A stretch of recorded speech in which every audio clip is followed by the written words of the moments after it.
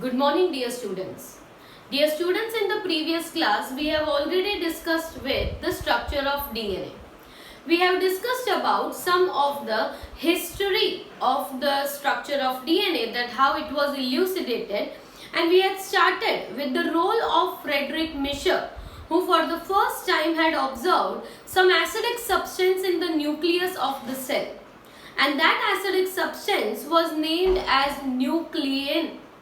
Later on, due to its acidic nature, they were known as nucleic acids. We said that different researchers had started giving their opinions regarding the structure of DNA because it was not isolated as a whole molecule. Right? There was no proper technique in which whole molecule of DNA could be isolated out of the DNA as an intact one. Instead, it was being isolated in small parts. So different researchers, some of them said that it is made up of purine and pyrimidine. Some researchers said that there is presence of sugars and phosphates in the DNA. And after all these researches, lastly, the role of Wilkins was very much important in concluding that through the X-ray diffraction studies, it was found that DNA was a double helical structure. And whatever discovery was being done by this, or X-ray diffraction studies were being done by Wilkins, later on the same studies were further continued by Watson and Crick. And they were the first one to get the Nobel Prize because they have given the whole three-dimensional structure of the DNA with very important properties of the structure of DNA. So that was the researcher Watson and Crick.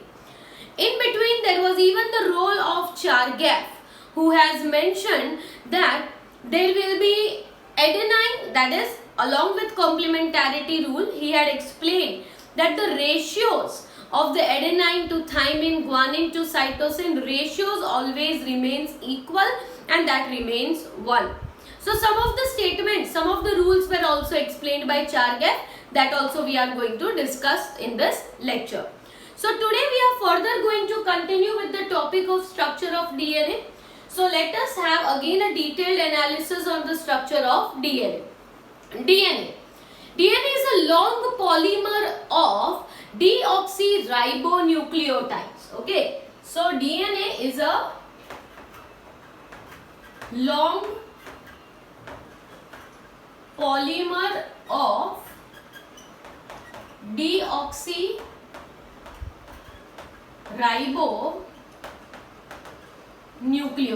A long polymer of deoxyribonucleotide. Polymer means there will be many deoxyribonucleotide present in a chain.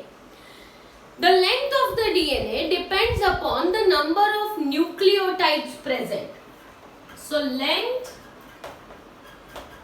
of DNA is based on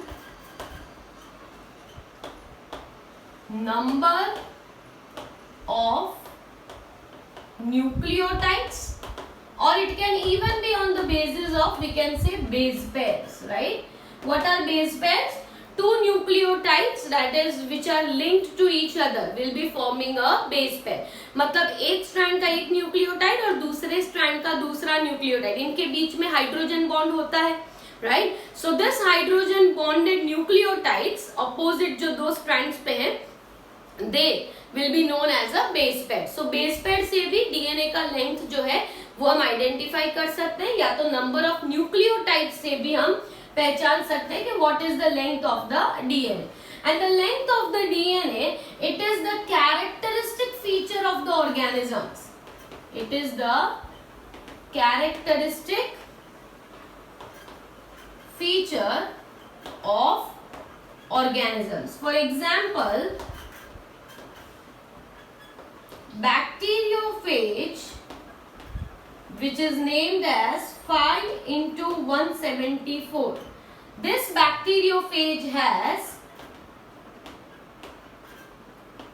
5836 nucleotides, right? This bacteriophage has 5836 nucleotides. अगर हम bacteriophage की बात कर रहे हैं तो दूसरा एक लैम्बडा फेज भी है,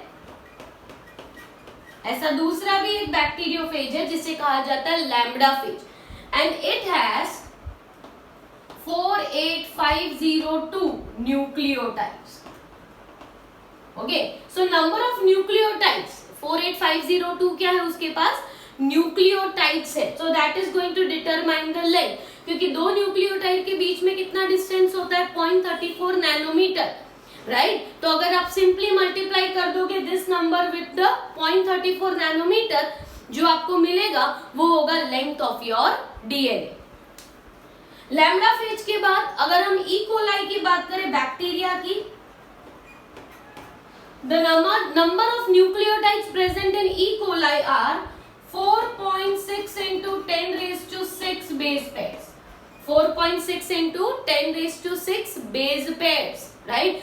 Base pairs मतलब मान लीजिए इतने इनमें न्यूक्लियोटाइड्स है, बेस पेयर्स है, ठीक है. और अगर ह्यूमन डीएनए की बात करें और उसमें भी हमारा सिर्फ हेप्लॉइड कंटेंट, डिप्लॉइड की बात नहीं कर रहे, हेप्लॉइड कंटेंट, राइट. सो हेप्लॉइड कंटेंट ही जो है वो हमारा 3.3 into 10 raised to 9 nucleotides, right.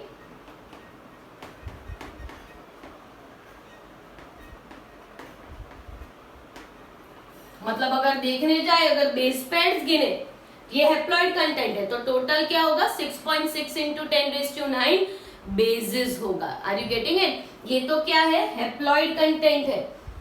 मतलब अगर आप गिनो तो बेस पेयर्स हमारे पास 3.3 into 10 raised to 9, मतलब न्यूक्लियोटाइड्स तो कितने हुए, double, 6.6 into 10 raised to 9 nucleotides होंगे एक डीएनए में, ठीक है.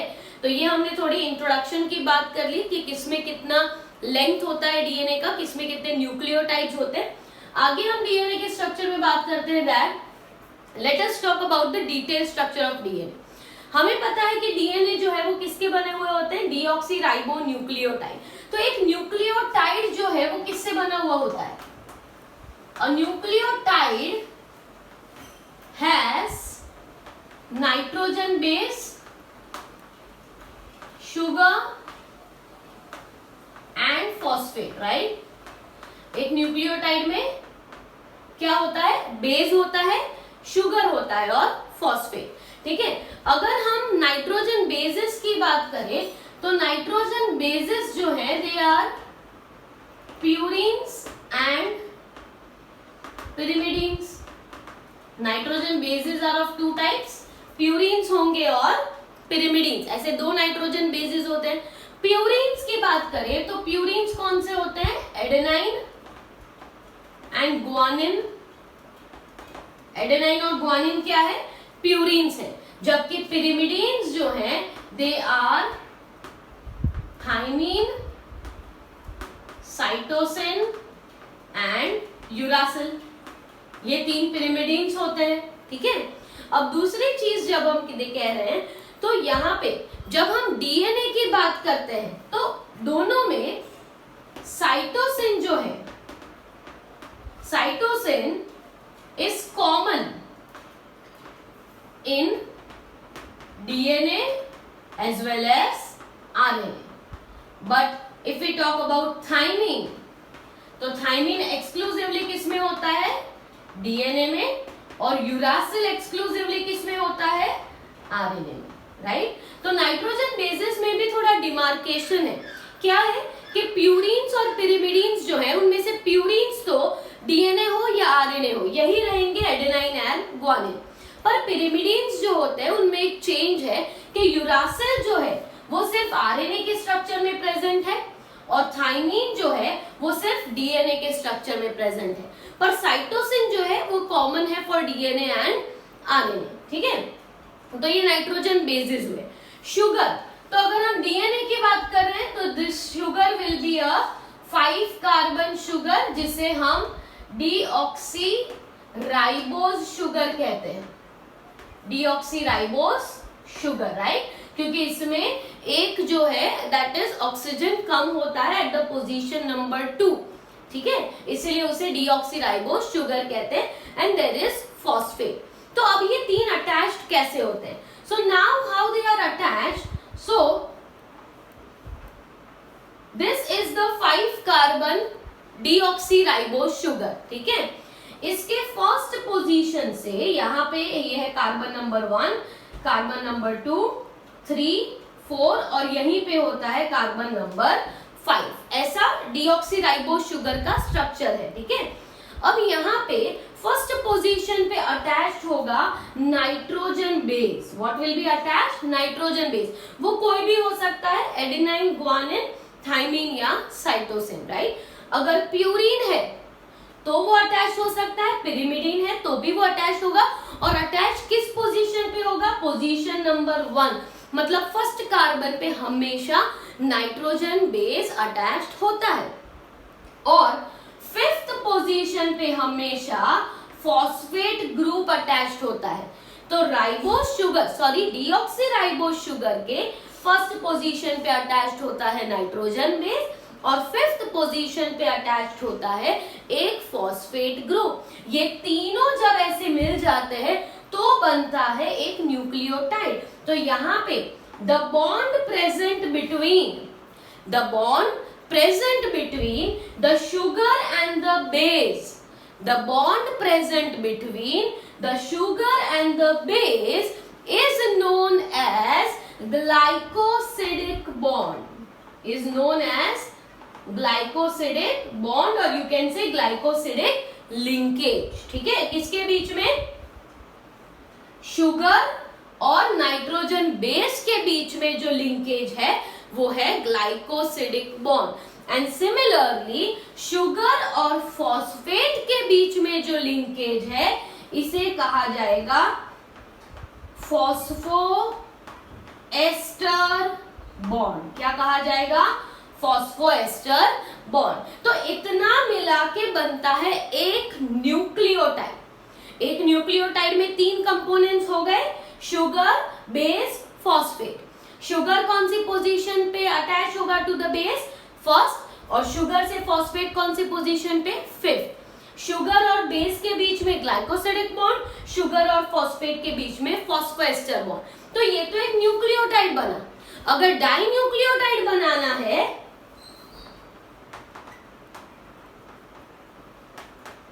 तो डाई न्यूक्लियोटाइड बनाने के लिए sugar,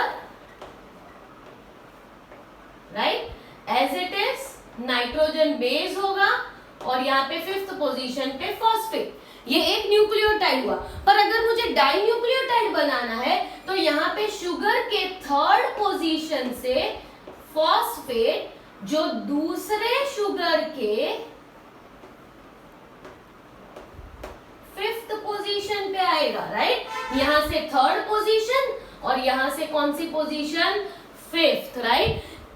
So a dinucleotide is formed between the third position of deoxyribose sugar of one nucleotide with the fifth position of the sugar of the next nucleotide। और इस लिंकेज को 3-5 वाले बॉन्ड को क्या कहा जाएगा?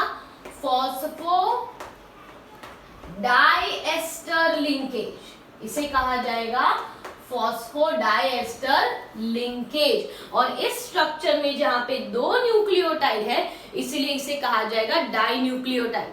मतलब एक न्यूक्लियोटाइड का थर्ड एंड और दूसरे न्यूक्लियोटाइड का फिफ्थ। अगर ऐसे ही लॉन्ग चेन चलती जाएगी तो it will form a polymer of deoxyribonucleotide, right? So when this is 2 nucleotides, so dinucleotides. If this continues, it will become a polynucleotide structure, right?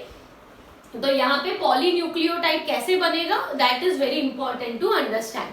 Now in this structure you can see कि अगर इसी को हम extend करते जाएं तो एक जो एंड है वहां पे 5 प्राइम एंड पे मतलब फिफ्थ एंड पे फॉस्फेट ग्रुप फ्री रहेगा, राइट। और सिमिलरली यहाँ लास्ट वाला जो होगा उसमें थर्ड एंड फ्री रहेगा, right. So one end of the polymer, one end of polymer has 5 prime OH end free, right?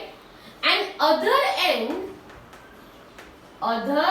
end has 3 prime OH group and free. इसीलिए एक जो स्ट्रैंड है डीएनए का वो कैसा होगा 5 प्राइम टू 3 प्राइम, क्योंकि सबसे पहला जो शुगर होगा मतलब सबसे पहला जो न्यूक्लियोटाइड होगा उसमें 5th एंड फ्री होगा, क्योंकि ये फॉस्फेट आगे किसी से लिंक्ड नहीं है। और अगर ये चेन कंटिन्यू रही तो लास्ट वाले का 3rd एंड फ्री रहेगा। इसीलिए हमेशा डीएनए के स्ट्रैंड को 5 प्राइम टू 3 प्राइम और 3 प्राइम टू 5 प्राइम कहा जाता है, right. 2 strands of the DNA are anti parallel, ये हमने कल के लेक्चर में डिस्कस किया था। So one strand if it is from 5 to 3, the another will be run from 3 to 5, right. तो ये न्यूक्लियोटाइड का स्ट्रक्चर, डाइन्यूक्लियोटाइड का स्ट्रक्चर और सिमिलरली पॉलीन्यूक्लियोटाइड का स्ट्रक्चर समझना बहुत ही ज्यादा इंपॉर्टेंट है यहाँ पे, ठीक है। अब ये सारी जो डिस्कवरीज जो हुई थी इसकी बात करते हैं, तो यहाँ पे सबसे इंपॉर्टेंट चीज ये भी याद रखनी है कि आरएनए जो है उसमें शुगर जो होती है वो कौन सी शुगर होती है, राइबोज। यहाँ पे कौन सी शुगर है, डीऑक्सीराइबोज। पर अगर आरएनए है तो शुगर कौन सी होगी, राइबोज शुगर होगी, ठीक है। और राइबोज शुगर में डिफरेंस क्या होता है कि सेकेंड पोजीशन पे क्या होगा 2 प्राइम, मतलब सेकेंड पोजीशन पे OH हाइड्रोक्सिल ग्रुप होगा। Instead of having only hydrogen उनके पास हाइड्रोक्सिल ग्रुप होता है, और दूसरा उनके पास थाइमिन की जगह पे क्या होगा, यूरासिल। तो ये दोनों डिफरेंसेस हो जाते हैं बिटवीन डीएनए एंड आरएनए। फिर मैंने ऑलरेडी एक तो इंपॉर्टेंट बात कर ही ली है, that the most important feature of the DNA structure given by Watson and Crick was the rule of complementarity. Rule of complementarity मतलब adenine will always be hydrogen bonded to thymine and guanine will always be hydrogen bonded to cytosine. This complementarity rule is so much important कि इससे पता चलता है कि अगर आपके पास DNA में एक स्ट्रैंड का सीक्वेंस है तो उसके कॉम्प्लीमेंट्री स्ट्रैंड का सीक्वेंस क्या होने वाला है वो हम इजीली प्रेडिक्ट कर सकते हैं, right? Due to the rule of complementarity, if you are aware of the nucleotide sequence of one strand, you can understand the nucleotide sequence of the another strand. And therefore, the two new DNAs, मैंने कल semi conservative replication के बारे में एक point कहा था कि अगर एक स्ट्रैंड मतलब ये दोनों स्ट्रैंड अगर अलग हो रहे हैं तो यहाँ पे और यहाँ पे जो नए डीएनए फॉर्म होंगे they will be complementary to their parental copies. They are going to be complementary. This ensures that the same genetic material passes to the next cell and even passes to the next generation. Right? वो खुद का DNA निकाल के नहीं दे रहे. They are replicating the DNA and this complementary DNA will be passed on to the next generation. Okay? So that is semi-conservative method of replication. यहाँ पे थोड़े रिसर्चर्स याद रखने हैं। सबसे पहले फ्रेडरिक मिशर जिन्होंने न्यूक्लियन की बात की थी। Then after you have to remember X-ray diffraction जो विल्किंस ने स्टडी किया था। वॉटसन एंड क्रिक जिन्होंने डबल स्ट्रैंडेड हेलिकल स्ट्रक्चर और कॉम्प्लीमेंट्री रूल के बारे में समझाया था।